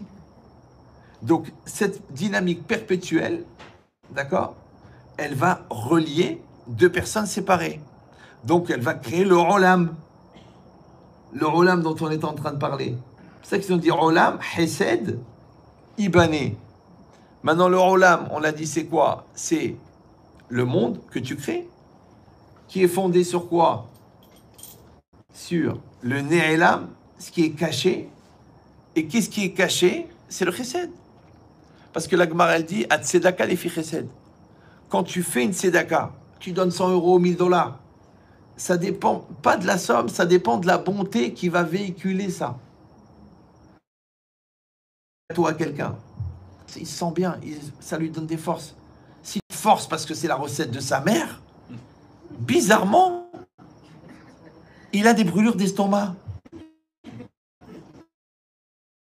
Parce que tu n'as pas mis la bonne volonté. Donc il n'y a pas le chesed dedans. Tu prêtes l'argent, parce que l'autre il a insisté. Mais au fond, tu ne voulais pas prêter. Il n'a pas d'atzlacha, le gars. Vous suivez ou non? Il te dit, viens m'aider à déménager. Et tu dis, non, j'ai pas envie, c'est difficile. Il te dit, tu peux venir dimanche. Il dit, le lendemain de samedi. Ouh là là, il ne veut pas venir celui-là. Laisse tomber, je vais me débrouiller tout seul. Il va venir, il va se casser un bras. Il va se casser une jambe. Parce qu'il est venu avec la mauvaise volonté. Vous avez compris ou non? Donc ça veut dire qu'il y a toujours la dimension extérieure, c'est le geste, mais la dimension intérieure, c'est la bonté. C'est bon? C'est la volonté. Et ça s'appelle le ne'elam. Maintenant j'ai dit, quand tu crées un couple, un olam, qui est fondé sur le ne'elam, sur les valeurs, encore une fois, sur les efforts, sur la gentillesse, sur tout ce qui ne se voit pas en fin de compte. Parce que ce qui se voit, je te dis, la maison, les meubles, la voiture, ça se voit. Mais si tu dis le principal, c'est ce qui ne se voit pas. Ouais. On a dit que olam, c'est olam, le monde, les olam, le temps, ouais, et ne'elam, le caché. Si tu crées un olam qui est fondé sur le ne'elam, il va durer les olam. Vous avez compris ou non? Maintenant, ça, c'est n'importe quel type de relation. Si avec tes enfants, tu leur donnes des valeurs, ouais, ces valeurs, elles vont les accompagner même quand tu vas mourir. Mais si tu leur as donné des valeurs, mais pas de valeurs, bizarrement, ils n'ont pas le sens des valeurs parce que tu leur as donné des valeurs. Donc au lieu de leur donner des valeurs, tu leur as donné de l'argent. Tu leur as donné. Moi, je vois des gens. Une fois, il m'a dit, Rav, j'ai le droit de tuer mon fils. Je dis, c'est une mitzvah. Je dis, mais pourquoi vous voulez? Il dit, vous vous rendez compte?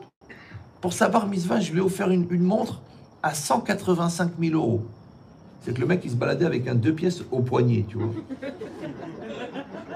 Il me dit, ce Brel, il l'a perdu à la piscine. Je dis, mais monsieur, est-ce qu'on offre une montre à 185 000 euros à un enfant de 13 ans? Il m'a dit, j'ai les moyens. C'était un banquier, le mec. Bon, grâce à Dieu, il a fini en prison. Mais c'est pas parce que tu as de l'argent. Moi, mes parents, au Hachem, ils n'avaient pas d'argent. Ok? Mais on a toujours eu ce qu'il fallait.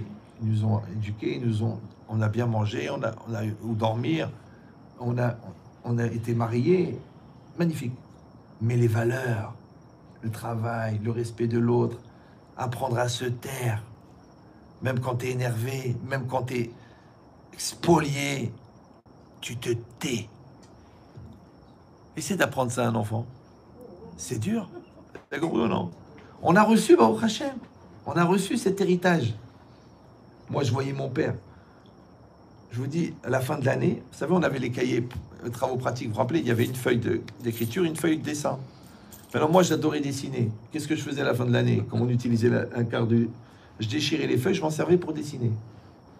Et comme je voulais pas perdre le temps à faire des brouillons et des trucs et des croquis, je dessinais directement à l'encre de Chine. Et l'encre de Chine, t'as pas le droit à l'erreur. Maintenant, de la même manière, j'ai dessiné sans brouillon. Après, j'ai fait les dissertations sans brouillon. Le prof, il me disait, mais tu écris sans brouillon? Non, je me suis beaucoup préparé. J'ai beaucoup lu, 2000 pages par mois. Ouais. J'ai appris pratiquement par cœur le livre des synonymes, le dictionnaire. Tous les mots de transition, je les connais. Et je me suis entraîné et j'écris sans brouillon. Le prof, il me dit, mais pourquoi vous faites pas de brouillon? J'ai dit, parce que je veux pas que mon premier mariage soit le brouillon de mon deuxième. C'est que tu peux faire tous les khatri là. Pourquoi tu veux faire Bedieved? Alors pourquoi tu peux arriver à dire le mot précis, au moment précis, et que tu vas avoir une siata d'Ishmaïa, qu'Hachem va t'envoyer la blague qu'il faut au bon moment? C'est parce que tu as cherché à faire du brouillon. Maintenant, pourquoi je voulais pas faire du brouillon? Parce que j'ai pillé le papier. Pourquoi? Parce que j'ai vu mon père crever pour acheter le cahier. Donc, j'ai appris de lui, grâce à lui, à sa force de travail, ce qui va forger toute ma vie. Et ça, c'est du nerf et l'âme, ça, c'est du cachet. Alors qu'aujourd'hui, on est l'inverse. On donne une société de l'image, de l'ambiance, de trucs, les super-héros, la rue. Avant, les gens, ils attendaient Mashiach. Maintenant, ils attendent le paquet Amazon. Je sens que le niveau a baissé. Ouais. C'est vrai. Avant, les gens, ils cherchaient à devenir Talmid Chacham. Maintenant, ils essayent d'avoir un statut de dépressif. Blinéder. Et ils arrivent. Ouais. Donc, ça veut dire quoi? Ça veut dire que le couple, c'est une aventure extraordinaire. Mais ça va dépendre dans quelle posture tu es. Si tu es dans une posture de grandir, c'est énorme. C'est comme l'école. Si tu veux apprendre, l'école, c'est extraordinaire. Mais si tu veux pas apprendre, l'école, ça devient une torture. Ça devient l'anti-bonheur. C'est la fin des vacances. C'est les obligations. C'est le stress du cours, le stress du prof, le stress de l'interro. Mais pourquoi tu es stressé? Parce que tu refuses l'école. Comme celui qui aime le travail. 6h du matin, 11h du soir, il n'est même pas fatigué. Celui qui n'aime pas le travail, il traîne les pieds. Il y a les marques de ses pieds. Il a besoin d'un petit café, il arrive au travail. Allez, un petit café. Bon, il revient au travail à 11h. Après, il a un petit problème avec la machine à laver. Paf, il parle avec le gars, encore 1 heure. Pourquoi? Parce qu'en fait, il n'est pas impliqué. Maintenant, l'implication, c'est quoi? C'est de mettre la volonté. La volonté, elle vient d'où? De l'intérieur. Et l'intérieur, il dit le Maharal, Enomitachatasman n'est pas soumis au temps. Maintenant, comment on appelle la capacité à mettre le monde intérieur dans la réalité? On appelle la passion. Et bizarrement, celui qui est passionné, il sent pas le temps qui passe.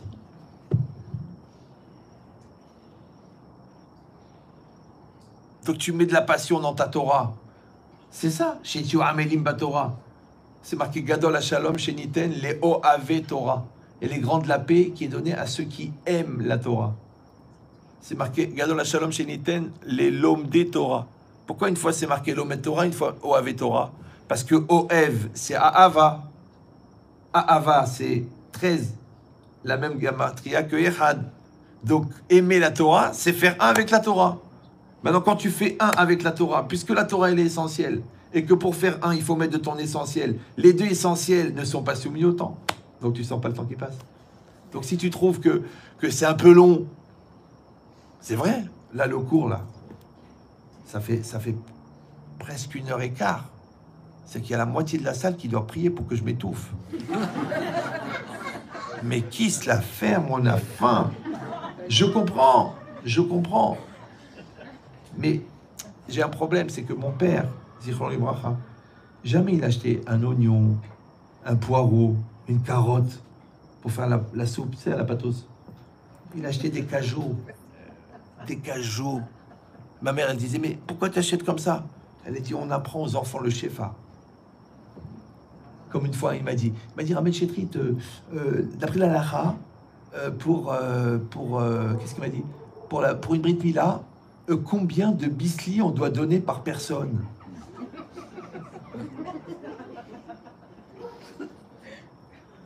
Je lui dis, mais de quelle ville du Maroc tu viens, toi? J'étais choqué. C'est vrai, non?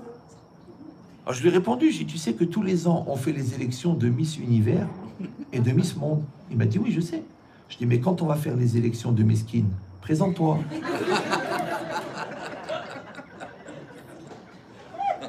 Surtout que les Chachamim, ils disent que la chorma de l'enfant, elle vient de la richesse de la sérouda. C'est aujourd'hui, on fait des viennoiseries, un café, un peu. Mais normalement, on devrait mettre de la viande, du poisson, parce que tu veux qu'il soit chacham. Maintenant, quand tu montres le kavod que tu fais à la mitzvah de la Mila, l'enfant, il va faire du kavod au mitzvot. C'est logique. Vous avez compris ou non? Parce que c'est exactement pareil. Toi, maintenant, quand tu es bessimcha de ce que tu fais, ça veut dire que tu es impliqué. Mais quand tu n'es pas bessimcha, parce qu'encore une fois, c'est des efforts, c'est difficile, c'est compliqué. Je vois les gens, ils me disent, Rav, je suis prêt à faire Shabbat, mais ça tombe samedi. Je dis, écoute, le dimanche, il est déjà pris. On a fait une croix dessus. Le vendredi, bah, tout le monde est au courant. D'accord? Il reste plus que le samedi. Après, il me dit, oui, le kasher, c'est cher. Bah, c'est normal, Baba, comment tu vas aller au Gan Eden et comment le vendeur, il va aller au Guinam. D'accord? C'est logique. Après, il dit, les tefilines, j'ai peur de m'étrangler. Mais c'est pas ici qu'il faut les mettre. L'autre, il m'a dit, l'anida, c'est tous les mois. Je dis, oui, comme le loyer, il faut payer. Il m'a dit, oui, c'est vrai. Il m'a dit, pourquoi une femme, ça dépense tellement? Pourquoi ça coûte cher une femme? Je dis, c'est le prix du sourire. Tu veux la gueule, c'est gratuit. C'est vrai. Tu la gâtes, elle vient voir le... Tu la serres. Et si tu vas dire, il va nous foutre sur la paille ce soir. Ouais. Donne le secret. La Gemara, dans Yivamot, elle dit, Amar Rabbi Hanilai. C'est Yivamot ou Ktuvot? Adam Asharoui Blo Isham, Sharoui Blo Bracha. C'est Ktuvot. Ouais. Ad Daf Ain Chet. Voilà, comme ça vous vous rappelez. Ain Dalet. Non, Ain Gimel Amud Bet et Ain Dalet, il y a autre chose. Donc, Amar Rabbi Hanilai. À Adam Asharoui Blo Isha, Sharoui Blo Bracha. Celui qui n'a pas de femme, il n'a pas de bracha. Pourquoi? Le Maharal, il dit, mais je comprends pas. Zachar, c'est le masculin. C'est la même gematria que bracha. Donc la bracha, elle vient du mari. Il dit, oui. Mais le réceptacle de la bracha, c'est la femme. C'est qu'Hachem, un homme, il a droit à une certaine bénédiction, un shefa d'en haut, mais Hachem, il va le faire passer par la femme. Donc Hachem, il dépose chez la femme, et l'homme, il doit obtenir sa bracha à lui de la femme. Pour ça que le kavod, c'est de donner à l'autre le droit d'exister. Et l'éolam, ichabed adam ishto ubanav yoter migufo. Tu dois faire kavod à ta femme pour recevoir ta bracha à toi. Pourquoi? Parce que la bracha, quand elle passe par l'homme et quand elle passe par la femme, c'est pas la même chose. Par exemple, il y a une bracha extraordinaire. Ouais. Parce que la bracha, c'est de la multiplication. La semence. Tu donnes un peu de semence à une femme, elle donne un bébé. Il parle, il chante, il fait des mishnayot. C'est une bracha de malade. Ouais, c'est pas normal. En fait, c'est pas normal.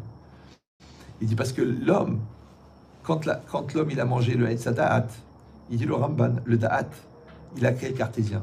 Et le cartésien, il bloque la bracha. La femme, elle fait passer, c'est-à-dire le besoin avant le cartésien. C'est-à-dire qu'une femme, par exemple, un homme, il dépense ce qu'il a. Mais la femme, elle achète ce qu'elle a besoin.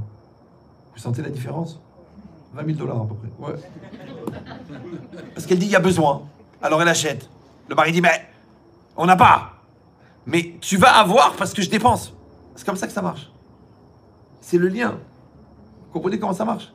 C'est que toi, tu as parnassa. Une fois, il y en a un, il m'a dit, Rabbi Chetrit, je vais arrêter l'école juive, ça coûte trop cher. Je dis, il n'y a pas de problème. Je dis, mais peut-être que le bon Dieu t'envoie la parnassa pour que tu payes l'école juive. Il a eu peur. Il a continué. Mais quand le dernier enfant, il est sorti de l'école, parce qu'ils sont partis à la yeshiva ou ils sont partis je sais pas où, et bien la parnassa, elle a baissé exactement de la valeur de la scolarité. D'accord ou non? C'est que nous, on croit qu'on a les moyens de payer, alors qu'en vérité, c'est le contraire. C'est le besoin qui crée le moyen. C'est pas le moyen qui assume le besoin. Comme ma mère, elle disait, il y a un proverbe en arabe, tu mets ta main dans un bol de lait. Quand tu sors la main, il y a une goutte de lait qui tombe de chaque doigt. Chaque doigt, il représente un enfant. Et chaque enfant, il vient avec sa bracha. Tu crois que c'est toi qui le nourris? D'accord, oui ou non? Il vient avec sa bracha. C'est toi qui pars en vacances avec la bracha de tes enfants, voleurs. Comme moi, j'enseigne la Torah. Ok. Mais moi, en vérité, je profite de votre bracha à vous. Parce que vous êtes Am Israël. Et vous avez besoin de la Torah. Maintenant, moi, je dois susciter chez vous la soif. C'est-à-dire que je dois être intéressant. Si je suis intéressant, vous êtes intéressé. Comme vous êtes intéressé, votre soif, elle rentre dans ma tête, elle crée des connexions pour que moi, je vous donne. Parce que Dvarim Ayotzi Minalev Nirnasim l'élève, les choses qui sortent du cœur, elles rentrent dans le cœur, mais ça marche dans les deux sens. C'est ce qui sort de mon cœur, ça rentre dans votre cœur. Mais ce qui sort de votre cœur, ça rentre dans mon cœur. C'est la communication.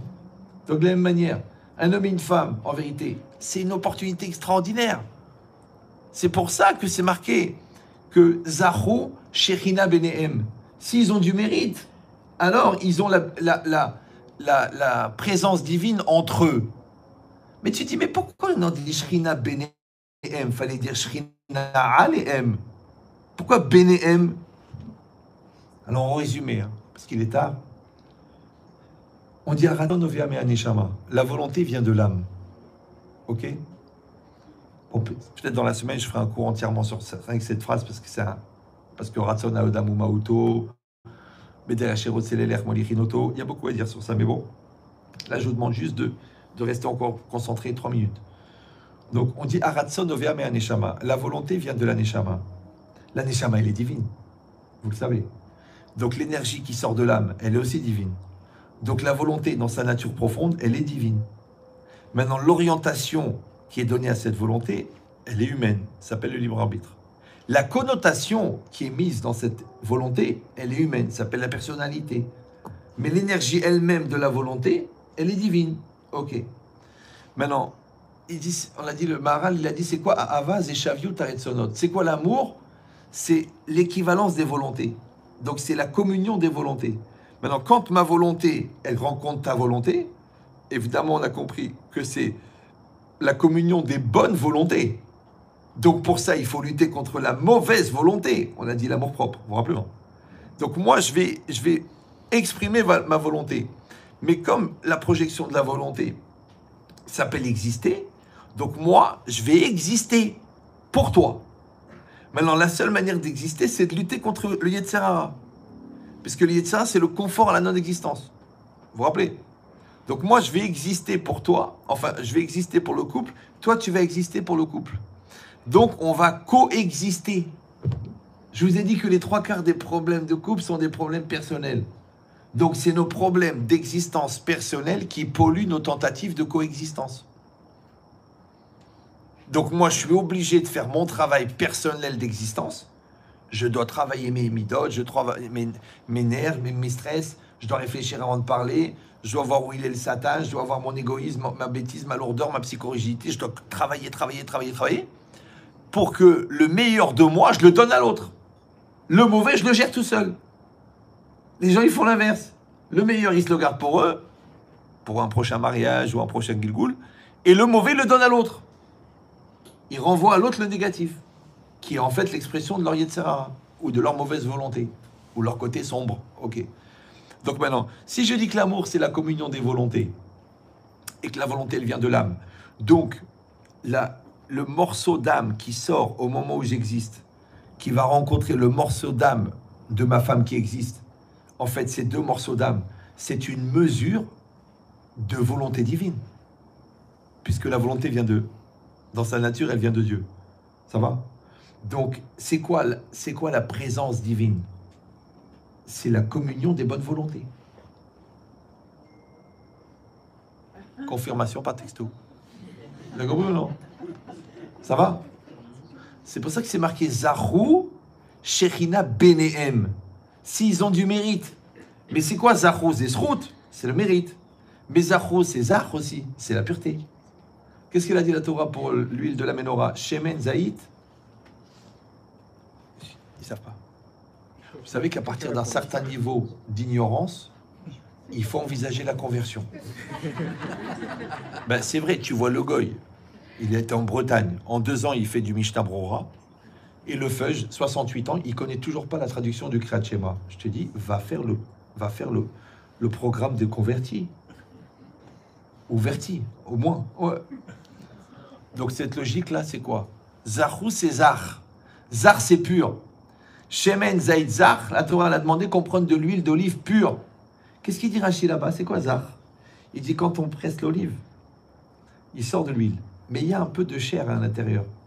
Alors on filtre de retenir la chair, ouais, qui est le déchet, pour donner l'huile pure. C'est ça, pure, c'est-à-dire dénué de déchets. Maintenant, Shemen, c'est la volonté. Quand tu vas exprimer ta volonté, elle peut être polluée par les déchets, ton orgueil, ta bêtise, ta lourdeur. Donc tu dois filtrer. On a dit le mauvais, tu le gères, le meilleur, tu le donnes. Ça va? Maintenant, Zahou, ça ne veut pas dire ils ont le mérite seulement. Ça veut dire ils ont fait le travail de purification. Moi, j'ai purifié ma personne et je te donne le meilleur de moi. Et toi, tu as purifié ta personne et tu donnes le meilleur de toi. Et la communion des deux meilleurs, c'est ça, the couple. C'est ça l'amour. Ça va? Et si vous allez dire, bon, bah écoutez, c'est bon, c'est mignon, c'est joli et tout. Mais malheureusement, ça va plus loin. Parce que le chesed, on l'a dit, c'est quoi? C'est la volonté, c'est donner le meilleur de toi-même. Maintenant, quand tu donnes le meilleur de toi-même, c'est parce que tu as retenu le mauvais. Maintenant, c'est marqué, celui qui va avec sa femme, les Shem Shamaim, il va avoir des enfants de Sadikim. C'est quoi les Shem Shamaim? C'est pour la Torah? Non, c'est pour la femme. Donc quand toi, tu le fais pour elle et pas pour toi, donc le côté égoïste, tu le retiens en toi. Donc qu'est-ce que lui donne le meilleur? Maintenant, en toi, il y a Esav et Yaakov. Si tu le fais pour toi, c'est Esav qui sort. Si tu retiens Esav pour donner le meilleur, Shemen Zaïd Zah, c'est Yaakov qui sort. Donc celui qui le fait pour sa femme, les Shem Shamaim, les enfants de Sadikim. C'est que la Torah, elle a créé le tri génétique. Je ne sais pas si vous comprenez. Le tri n'est génétique. Alors que toi, qu'est-ce que tu fais, toi? Toi, tu as envie. Ah, tu dis vite, j'ai envie. C'est dommage. Parce que le Ramban, il dit que l'intelligence de l'enfant dépend du niveau d'émotion de la femme. Donc, si la femme, elle est très, très, très élevée au niveau excitation, l'enfant, il est haha. Mais si la femme, elle n'a pas eu le temps, l'enfant, il est brêle. Donc imagine, toi tu veux faire ça en 5 minutes et après tu te retrouves avec un hamar à table pendant 32 ans.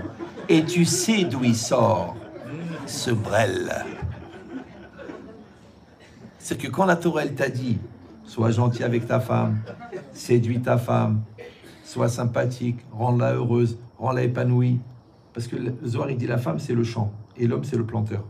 Maintenant, si la terre, elle est du béton, ouais, la graine, elle ne prend pas. Mais si la terre, elle est labourée, elle est aérée, il y a de l'engrais, si la femme, elle est épanouie, elle est belle, elle est heureuse, elle est bien dans sa peau, les enfants, ils vont sortir chachamim, chassidim, sadikim. Mais s'il est angoissé, stressé, parce que toi, tu la casses, tu la fracasses, tu la concasses, il est angoissé dès que tu arrives, elle dit, ça y est, la terreur est arrivée. Parce que la terreur est humaine. Et vous, c'est pareil. Si vous fracassez votre mari, comment il va amener la Torah dans la maison? Si vous parlez pendant qu'il fait les Dvar Torah, si vous parlez avec les enfants pendant qu'il fait le Kiddush, si quand il essaie de mettre une petite ambiance, vous parlez du Chol et des bêtises. Après, tu dis, c'est quoi cette table de Shabbat? C'est pas une table de Shabbat, c'est une table de Chol. Vous avez compris ou non?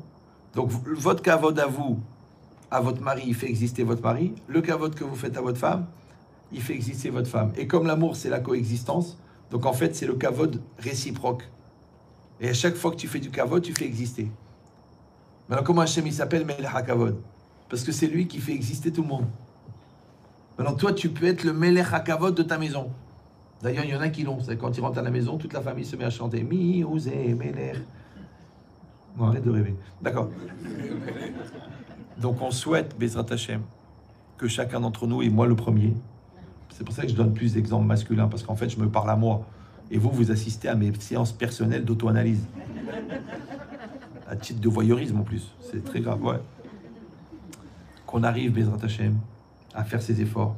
Parce qu'il faut savoir que la plus grande des déceptions et des souffrances, c'est le couple. Mais la plus grande des bonheurs, c'est le couple. Donc si quelqu'un il est malin, il investit, il travaille, il améliore, il construit, il développe, ouais, pour qu'il y ait cette solidarité-là, que la femme, elle rentre dans ton cœur et ton mari, il rentre dans ton cœur. Et quand le conjoint, il est rentré dans ton cœur, même s'il y a des crises, même s'il y a des malentendus, mais il y a où retourner. Mais quand tu vois des gens qui s'engueulent, ou qui ont une crise, ou qui ont un soupçon d'adultère, ou un malaise, ou une peur, ou un problème d'argent, ou un deuil, et qui divorcent, c'est qu'en vérité, ils n'avaient pas où retourner, puisqu'ils n'avaient pas construit ce couple dans l'intériorité. Vous avez compris l'idée ou non? Voilà. Rav Yerucham, il appelle ça En Chosrim et l'Alemakom Aïchouv. La tchouva, c'est pareil. Tu fais tes chouvas? Oui, je fais tes chouvas, je fais tes chouvas. Faire tes chouvas, ça veut dire que toi, tu as pratiqué la Torah pour que Hachem, il rentre dans ton cœur. Les tefilines, il rentre dans ton cœur. Le Shabbat, il rentre dans ton cœur. Si un jour, tu as une crise, c'est possible. Le gars, il a une souffrance, il a une maladie, il a fait une dépression, il a arrêté de faire Shabbat. Comment il peut revenir à Shabbat? Parce qu'il y a le Shabbat dans son cœur. Mais s'il n'a jamais fait rentrer le Shabbat, parce qu'il a pratiqué, mais il n'a pas fait rentrer, parce qu'il n'a pas fait Hashaval Alev. Donc le Shabbat, il n'est pas rentré en son cœur. Je vois des gens, ils me disent, vous savez, Rav, j'ai été chômeur Shabbat, à l'école et tout, j'étais chômeur, et puis après, j'ai perdu mon père, alors j'ai arrêté d'être chômeur. Je fais, non, n'ayez pas peur, il n'y a pas de culpabilité, parce que de toute façon, vous n'étiez pas chômeur. Parce que les gens, ils étaient chômeurs Shabbat à Auschwitz. Ils étaient chômeurs Shabbat après les pogroms. Ils étaient chômeurs Shabbat en Russie, et à cause du Shabbat, ils faisaient 20 ans de goulag. Et toi, tu fais pas Shabbat parce qu'il est un peu long. Tu fais pas Shabbat parce que ton prof de tennis, il est libre que le samedi. Mais qui crève, de toute façon, il va revenir en raquette. C'est une image. Donc en vérité, ce que tu es prêt à sacrifier, ça te donne la valeur. Parce que rappelez-vous de ça, ce qu'on a dans la vie, c'est pas ce qu'on a reçu. C'est ce qu'on a sacrifié pour l'avoir. Parce que ce que tu as reçu, on peut te l'enlever. Mais ce que tu as sacrifié, on ne peut pas te l'enlever.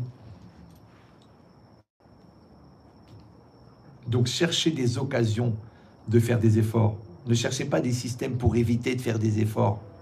Aidez la yeshiva, donnez de l'argent, ouais, mais étudiez la Torah vous aussi. Sinon vous allez revenir au Lamaba des Serfa. Peut-être en Gilgoul dans un carnet de Serfa, peut-être. Ouais. Vous avez compris ou non? C'est pareil. Vous allez dire, moi, Am Israël Chai. Ok. Mais couvrez-vous la tête aussi, au moins pour le guidouche. Un peu sniout. Pas obligé d'être...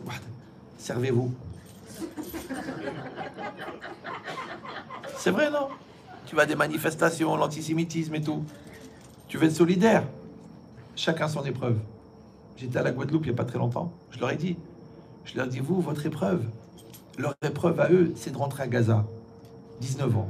Tuer ou être tué. Tu te rends compte l'épreuve? Toi, ton épreuve, c'est quoi? C'est de parler pendant le Kaddish ou non? Grosse épreuve. Il y a des gens, ils attendent le Kaddish pour parler. C'est des phénomènes. Ils ne parlent pas. Dès qu'il y a le Kaddish, ils se mettent à parler. Et rapide, khafif, tap.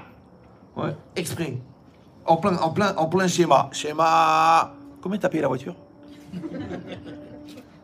Maintenant, je comprends que c'est une épreuve. Moi aussi, si j'étais mal, j'aurais ce problème. Ouais.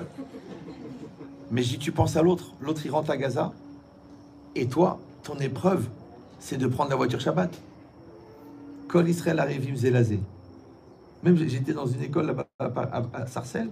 Je leur ai dit aux filles, hein, parce qu'il y en avait qui avaient vraiment ce qu'on appelle des présentoirs de Jean Gounod, ouais, ou des mini-jupes. Je leur ai dit, tu sais quoi? Toi, tu rallonges la jupe et la balle, elle passe à côté du hayal. C'est ça Kol Israël Arevim. Vous avez compris ou non? Voilà, que donc Hachem fasse, Bezrat Hachem, qu'on évolue, qu'on grandisse, qu'on s'améliore et qu'on demande tous le Mashiach. Mais, détendez-vous, mais il faut qu'on puisse l'accueillir avec fierté. Parce que si c'est pour l'accueillir avec l'archouma, de dire, mince, j'aurais pu faire un peu plus d'efforts avant qu'il arrive, ouais, donc il faut y aller un peu mieux. Parce que si vous avez remarqué, moins on fait d'efforts, plus le bon Dieu, il nous explique clairement. Vous comprenez pas ce que je dis? Alors, je vous traduis en français. La violence du réveil dépend de la profondeur du sommeil. Si tu dors profondément, genre le matin tu vas à la synagogue, l'après-midi tu vas à la plage, tu dors, je vais te l'envoyer Shabbat Simchat Torah. Allez, va te réveiller, va. Ou tu vas continuer à dormir. Voilà. J'ai amené des livres avec moi, ils sont là. Vous pouvez les acheter. Parce que je me suis cassé le bras pour les amener. J'ai un bras plus long que l'autre d'ailleurs. Non, on n'envoie pas de livres. C'est trop loin ici. Miami, le transport est plus cher que... C'est des très bons livres. Celui-là, c'est pour le travail sur soi, de grandir, d'évoluer. Après, on a fait le cahier pratique. Là, il n'y en a aucun à Miami, celui-là. On l'a écrit avec un coach. C'est pour séquencer les étapes de celui-là. Parce que celui-là, il est très condensé, si vous avez écouté le cours. Donc, en fait, elle pose des questions sur le chapitre. Vous lisez le chapitre, vous faites le cahier pratique. Et celui-là, ça correspond à peu près à 15 ans d'Yeshiva. C'est-à-dire le nom d'Hachem, le temps, la relation avec Hachem, Mida Keneged Mida, des choses. Il faut 15 ans de Yeshiva à peu près, peut-être 20. Peut-être. Voilà. Donc, ils sont là, ils sont à votre disposition, ceux qui veulent les acheter. Et ceux qui veulent, je peux leur faire une bracha dans le livre, puisque c'est marqué que celui qui ramène un juif à la Torah, sa prière est entendue. Donc, à partir de 30 000, ça devient vraiment intéressant. Bon. Alors, on les a mis à $40 parce que je ne savais pas quel prix ils les mettent. Voilà. Hazak Obaour. Attendez.